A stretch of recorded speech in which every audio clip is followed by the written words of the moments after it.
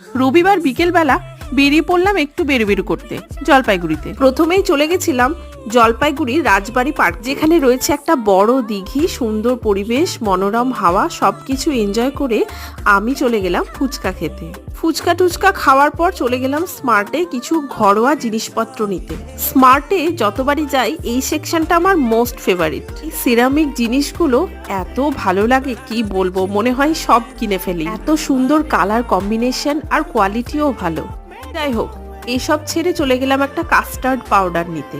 টুকটাক জিনিসপত্র কেনাকাটি হতে না হতেই দেখলাম খুব খিদে পেয়ে গেছে, চলে গেলাম চা খেতে।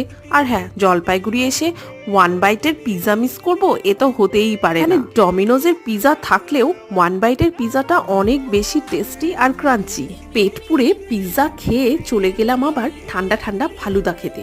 আরো অনেক ভিডিও দেখার জন্য চ্যানেলটাকে প্লিজ সাবস্ক্রাইব করে দিও। টাটা।